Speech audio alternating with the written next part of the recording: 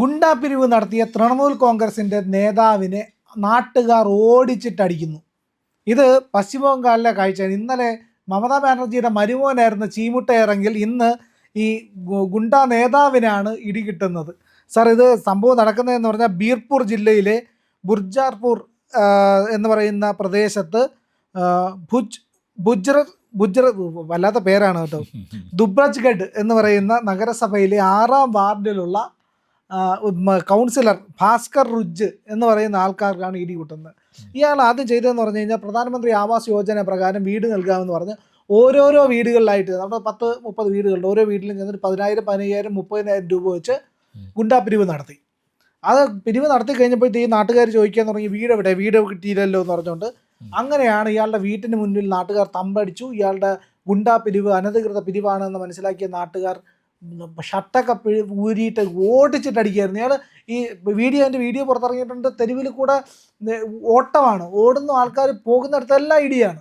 അങ്ങനെ തൃണമൂൽ കോൺഗ്രസ്സുകാർക്ക് ഇനിയും ഇടി കൊള്ളേണ്ടി വരും എന്നുള്ളതിൻ്റെ ആദ്യ സൂചനയല്ലേ ഇത്? തീർച്ചയായിട്ടും.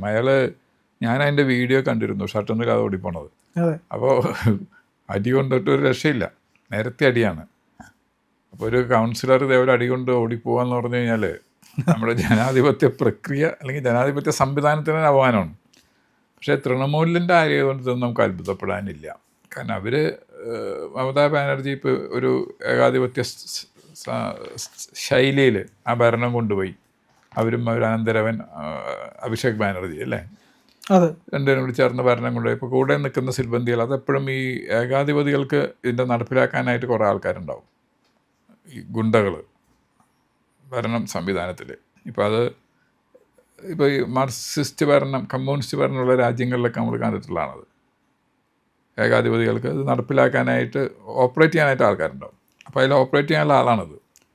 അപ്പോൾ ഈ പൈസ പിരിക്കുന്നത് അയാൾക്ക് വേണ്ടി മാത്രമായിരിക്കില്ലല്ലോ, അയാൾക്ക് എടുക്കാം, പക്ഷേ പാർട്ടിക്കും കൂടി ആയിരിക്കും. അപ്പോൾ ഇത്തരത്തിലുള്ള അനവധി അഴിമതികളുടെ ഒരു കൂമ്പാരമായിട്ട് അല്ലെങ്കിൽ അതിൻ്റെ ഒരു കൊടുമുടി കയറിയിട്ടൊരു ഭരണം അവർ നടത്തിക്കൊണ്ടിരുന്നു. അപ്പോൾ ഇത് ഒരു തുടക്കമായിരിക്കും. അഭിഷേക് ബാനർജിക്ക് ഇന്നലെ ചീമുട്ടുകാരൊക്കെ കൊണ്ട് അവസാനം തലയിൽ ഹെൽമെറ്റും വെച്ച് നടക്കേണ്ട പടം നമ്മൾ വീഡിയോ കണ്ടതാണ്. അപ്പോൾ ഇയാൾക്കിത് പറ്റി. ഇനിയിപ്പോൾ ഇതേപോലെ പൈസ മേടിച്ചുള്ളവർ ധാരാളം ഉണ്ടാവും. അവർക്കിപ്പോൾ ചോദിക്കാനുള്ള ധൈര്യം വന്നല്ലോ, മുൻപ് ധൈര്യമില്ല. ചോദിക്കാൻ വന്നു കഴിഞ്ഞാൽ ഗുണ്ടകളുടെ അടി മാത്രമല്ല പോലീസിൻ്റെ മടി കൊള്ളണം. അതെ, ഇപ്പോൾ ഒരു നിയമവാഴ്ചയോടെ വന്നല്ലോ BJP ഗവൺമെൻറ് വന്നതിന് ശേഷം. നിയമമുണ്ട്, ഒരു സംവിധാനമുണ്ട്. അപ്പോൾ അതാകുമ്പോൾ ആൾക്കാർക്ക് ചോദിക്കാൻ പറ്റും, അല്ലെങ്കിൽ പോലീസ് സ്റ്റേഷനിൽ പരാതിപ്പെടാം, അല്ലെങ്കിൽ പോലീസ് സ്റ്റേഷൻ അല്ലെങ്കിൽ അതിൻ്റെ അനുയോജ്യമായുള്ള അധികൃതരുടെ അടുത്ത് പരാതിപ്പെടാം. ഈ പരാതിപ്പെടുമ്പോൾ തീർച്ചയായിട്ടും അതിന് ആക്ഷൻ ഉണ്ടാവുകയും ചെയ്യും. ഇതിപ്പോൾ ആൾക്കാർ ആദ്യം തന്നെ പരാതിപ്പെടാതെ തന്നെ നേരിട്ട് അവർ ആക്ഷൻ എടുത്തതാണ്. ചിലരങ്ങനെ ചെയ്യുമായിരിക്കും, പക്ഷെ നല്ലൊരു വിഭാഗം ആൾക്കാർ അല്ലാതെയും പോകും, അധികൃതരുടെ അടുത്ത് പരാതിപ്പെടാനായിട്ട് പോകും. അതായത് വരും ദിവസങ്ങളിൽ ബംഗാളിൽ നടക്കാൻ പോകുന്നതിൻ്റെ സൂചനയായിട്ട് വേണം അതിനെ കണക്കാക്കാൻ. ഇനിയും ഇതുപോലത്തെ അനവധി സംഭവങ്ങൾ ഉണ്ടാവും. ഇപ്പം നമ്മുടെ കേരളത്തിൽ പിണറായി വിജയനെതിരെ ഏരിയ കമ്മിറ്റിയും ബ്രാഞ്ച് കമ്മിറ്റിയും ജില്ലാ കമ്മിറ്റിയിലൊക്കെ പരാതി വരണമെന്ന് നമ്മൾ കേൾക്കുന്ന പോലെ. കാരണം വരണമുണ്ട്, എല്ലാം കയ്യിൽ ഭദ്രമായിട്ടിരിക്കുന്ന സമയത്ത് ആരും ചോദിക്കില്ല. അത് കഴിയുമ്പോഴായിരിക്കും ചോദ്യം ചെയ്യാനായിട്ട് തുടങ്ങുക. ഇതൊരു സൂചനയായിട്ട് വേണം കാണാൻ. അതായത് ഒന്ന് ആലോചിച്ച് നോക്കി സർ, പ്രധാനമന്ത്രി ആവാസ് യോജനയാണ് ഇയാൾ കച്ചവടമാക്കിയത് എന്നുള്ളതാണ്. പ്രധാനമന്ത്രിയുടെ ഇത് പദ്ധതി പ്രകാരം നടക്കുന്ന ഒരു ഗൃഹനിർമ്മാണ പ്രക്രിയയാണ്. അതിനകത്ത് ആൾക്കാർക്ക് ഫ്രീ ആയിട്ടാണ് വീട് വെച്ച് കൊടുക്കുന്നത്. വളരെ ദരിദ്രമായി നിൽക്കുന്ന മനുഷ്യരാണ് ആ പദ്ധതിക്ക് അർഹരായിട്ടുള്ള ആൾക്കാരും.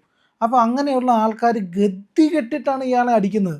അവർക്കറിയാം BJP ഭരിച്ചു എന്ന് പറഞ്ഞുകൊണ്ട് ഇത് ആജീവനാന്ത കാലം മുഴുവൻ BJP അല്ല ഭരിക്കാൻ പോകുന്നതെന്ന് അവർക്കറിയാം. എന്നിട്ടും അവർ ഇങ്ങനെ ഒരാളെ അടിക്കണമെങ്കിൽ ഇയാൾ രാഷ്ട്രീയക്കാരനാണ്, ഇയാൾക്ക് നല്ല പിടിപാടുണ്ട്, ഇയാൾക്ക് ധനസ്ഥിതി ഉണ്ടാവും. ഇതെല്ലാം അറിഞ്ഞു വെച്ചിട്ടും അടിക്കണമെങ്കിൽ അവർ അണമുട്ടിയിട്ടല്ലേ അടിക്കുന്നത്? തീർച്ചയായിട്ടും. അവരിപ്പോൾ ചിലർ 30,000 രൂപ വരെയൊക്കെ കൊടുത്തിട്ടുണ്ടെന്ന് പറഞ്ഞാൽ 30,000 രൂപ എന്ന് പറഞ്ഞാൽ ബംഗാളിൻ്റെ സാമ്പത്തിക സ്ഥിതി അനുസരിച്ച് അവിടെ 250 രൂപ ഒരു ദിവസം കൂലി. അതാ പറഞ്ഞേ. അപ്പോൾ അത്ര ഒരു പാവപ്പെട്ട ഒരു മനുഷ്യനാണല്ലോ പ്രധാനമന്ത്രി ആവാസ് യോജനയിൽ വീടിന് അപ്ലൈ ചെയ്യുള്ളൂ. വെൽ ടു ഡു ആയ ഒരാൾ പോവില്ല. അപ്പോൾ ഈ സാധാരണ മനുഷ്യൻ എന്ന് പറഞ്ഞാൽ 250 രൂപ 150 രൂപയൊക്കെ ദിവസം വരുമാനമുള്ള ഒരാൾ 30,000 രൂപയൊക്കെ കൊടുക്കാമെന്ന് പറഞ്ഞാൽ എവിടെ നിന്നെങ്കിലും കടം മേടിച്ചിട്ട് എന്തെങ്കിലും പട്ടിണി കിടന്നിട്ടൊക്കെ കൊടുത്തായിരിക്കില്ലേ? അതിന് യാതൊരു ഭാര്യ അന്ന് തന്നെ അവർ ചോദ്യം ചെയ്യും. ചോദ്യം ചെയ്ത് നോക്കും അവർക്ക്. കാരണം അവർക്ക് അവരുടെ നിലനിൽപ്പിൻ്റെ പ്രശ്നമാണ്. വീട് കിട്ടുമെന്ന് വിചാരിച്ചിട്ട് പൈസ കൊടുത്തു, വീടും ഇല്ല, പൈസ ഇല്ല എന്ന് പറഞ്ഞാൽ എന്ത് ചെയ്യും? അപ്പോൾ അന്ന് ഏകാധിപത്യ ഭരണമുള്ള സ്ഥലങ്ങളിൽ ഈ അവരുടെ താഴേക്കിടയുള്ള ഓപ്പറേറ്റേഴ്സ് ചെയ്യുന്ന ഉപദ്രവങ്ങളുടെ ഒരു കണക്കാണത്. ചോദ്യം ചെയ്യാൻ ആരും ഇല്ലെങ്കിൽ അവിടെ ED വന്ന് അറസ്റ്റ് ചെയ്യുക, CBI ലോക്കൽ പോലീസ് അറസ്റ്റ് ചെയ്യാൻ വരിക, ഇങ്ങനത്തെ ഒരു പ്രത്യേക രീതിയിലുള്ള ജനാധിപത്യമുള്ള സ്ഥലമാണ് ആയിരുന്നു ബംഗാൾ കഴിഞ്ഞ മാസം വരെ. അപ്പോൾ അതിൻ്റെ ഒരു എന്താ പറയുക, ഒരു ബഹിഷ്സ്ഫുരണമാണ്. ഇത്രയും നാൾ ആൾക്കാർ സഹിച്ചതിൻ്റെ ബഹിഷ്സ്ഫുരണമാണ്. കൂടുതൽ നമുക്കിത് ബംഗാളിൽ പ്രതീക്ഷിക്കാം. ഇനി അഴിമതികളിൽ എത്ര കഥകൾ ഇനി പുറത്തു വരാൻ കിടക്കുന്നുണ്ടാവും. മമതാ ബാനർജിക്ക് തന്നെ പുറത്തിറങ്ങി നടന്ന ആൾക്കാർ കൂവലും കലയറും നടത്തുന്ന അവസ്ഥ ഉണ്ടായിക്കൂടായില്ല. കാരണം അത്രത്തോളം ദ്രോഹങ്ങൾ അവർ ചെയ്തിട്ടുണ്ട്. എത്രയോ BJP പ്രവർത്തകർ എത്ര പേരെ കൊന്നു. അല്ല, ഹിന്ദു സമൂഹത്തിന് ആകെ ഭീഷണിപ്പെടുത്തി. ഹിന്ദു സമൂഹത്തിന് ഇത് വോട്ട് ചെയ്തില്ലെങ്കിൽ കൊന്നുകളയെന്ന് പറഞ്ഞു. വോട്ട് ചെയ്തില്ലെങ്കിൽ കൊല്ലുമെന്ന് പറയാം. പിന്നെ ഈ ദേവി ദുർഗാപൂജ നവരാത്രി കാലത്ത് നടത്താൻ പാടില്ല എന്ന് പറയാ. അങ്ങനെ മനുഷ്യനെ എങ്ങനെയൊക്കെ ദ്രോഹിക്കാമോ?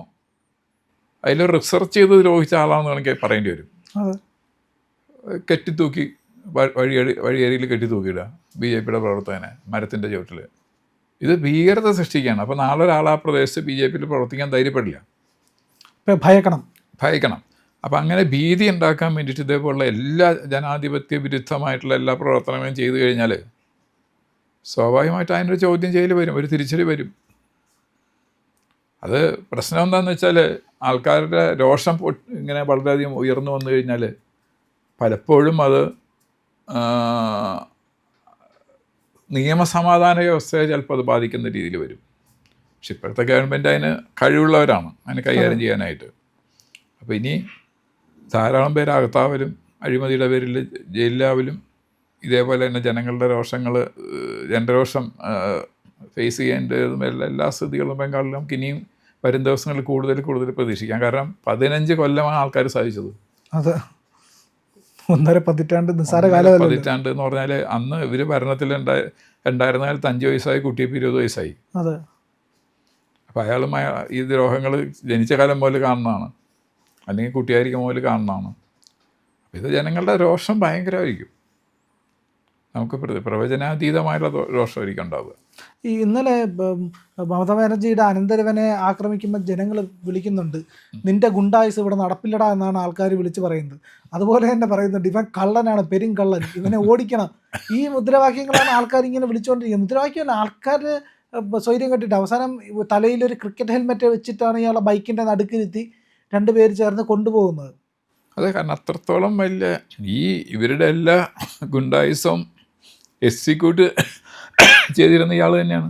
അതെ, ഗുണ്ടകളുടെ നേതാവ്. ആൾക്കാർ കണ്ടു നിൽക്കുകയല്ലേ ഇത്.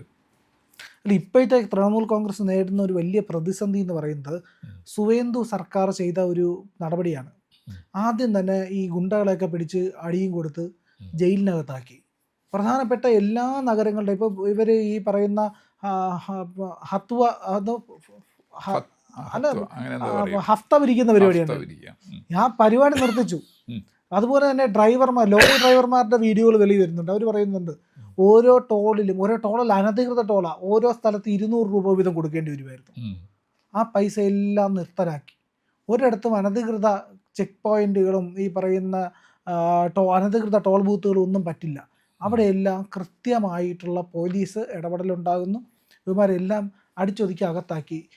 മമതാ ബാനർജി നേരിടുന്ന പ്രതിസന്ധി എന്ന് പറയുന്നത് ഗുണ്ടകളെ കിട്ടാനില്ല എന്നുള്ളതാണ്. മമതാ ബാനർജിക്ക് ഇനി ഗുണ്ടകളെ കിട്ടില്ല. കാരണം ഗുണ്ടകൾ എപ്പോഴാണ് വരിക? പവറിൻ്റെ സംരക്ഷണം ഉള്ളപ്പോഴാണ്. അതെ, പവറിൻ്റെ സംരക്ഷണം ഇല്ലെന്നുണ്ടെങ്കിൽ ഗുണ്ടകൾക്ക് അത്ര എളുപ്പമില്ലല്ലോ വരാനായിട്ട്. അതല്ലെങ്കിൽ കേസ് ഉണ്ടാവില്ലേ? ഇനിയിപ്പോൾ വന്നു കഴിഞ്ഞാൽ സുവേന്ദു അധികാരി പിടിച്ച് അകത്തിടും. അദ്ദേഹം യോഗിയുടെ ശൈലി തന്നെ അടിച്ചമർത്താൻ തന്നെ തീരുമാനിച്ചിരിക്കുന്നതെന്ന് ഉറപ്പാണ്. കാരണം ഈ തരത്തിലുള്ള ഗുണ്ട സെറ്റപ്പുകളെ സാമൂഹ്യ വിരുദ്ധന്മാരെ പാരലൽ ഗവൺമെൻറ്, സമാന്തര ഗവൺമെൻറ് പോലെ സൃഷ്ടിച്ച് നടക്കുന്ന പാർട്ടി സംവിധാനങ്ങളെയും അടിച്ചമർത്താനായിട്ട് ഇന്ന് റോൾ മോഡൽ യോഗി തന്നെയുള്ളൂ. യോഗിയുടെ ലൈനാണ് ഇപ്പോൾ ഹേമന്ത് ബിശ്വ ശർമ്മയായാലും സുവേന്ദു അധികാരി ആയാലും ഇപ്പോൾ മഹാരാഷ്ട്രയിൽ ഫഡ്നാവിസൊക്കെ ചെയ്യുന്നത് അത് തന്നെയാണ്. കയ്യൂക്കൊണ്ട് തന്നെ ഈ ഗുണ്ടായിസ് തന്നെ തറക്കുക എന്നുള്ളതാണ്. അല്ല അവരോട് മഹാഭാരതമൊന്നും പറഞ്ഞു കൊടുത്തിട്ട് കാര്യമില്ലല്ലോ. അവിടെ നാട്ടിൽ തന്നെ ഒരു പഴഞ്ചൊല്ലില്ലേ, പോത്തിൻ്റെ ചവിട്ടിൽ വേദോദിച്ചിട്ട് കാര്യമില്ല എന്നുള്ളത്. അപ്പം അവർക്ക് അറിയാവുന്ന ഭാഷ ശക്തിയുടെ ഭാഷയാണ്. കാരണം അവർ ശക്തിയാണ് അവർ ഉപയോഗിച്ചുകൊണ്ടാണ് ഈ സാമൂഹ്യ വിരുദ്ധ പ്രവർത്തനങ്ങൾ ചെയ്തുകൊണ്ടിരുന്നത്, അവരെ പാർട്ടി പ്രവർത്തനം ചെയ്തുകൊണ്ടിരുന്നത്. അപ്പോൾ ശക്തിയുടെ ഭാഷയിൽ തന്നെ ഗവൺമെൻറ് സംവിധാനമായി എതിരായിട്ട് വന്നാൽ സ്വാഭാവികമായിട്ട് ഗുണ്ടകൾ വീട്ടിലിരിക്കും. മമതാ ബാനർജിക്ക് ആരും ഉണ്ടാവില്ല കൂടെ നിൽക്കാനായിട്ട്.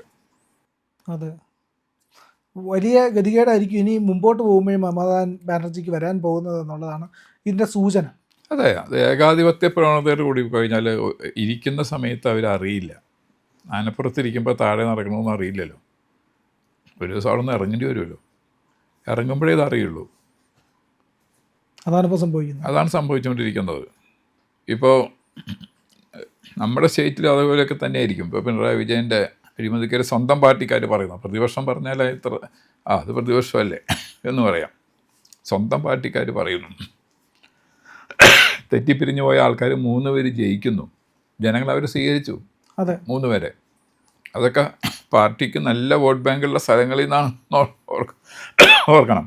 അതെ, അപ്പോൾ അവിടെ നിന്ന് ജയിക്കാന്ന് പറഞ്ഞാൽ സ്വാഭാവികമായിട്ടും ജനങ്ങളെ കൊണ്ട് വെറുപ്പിച്ചു.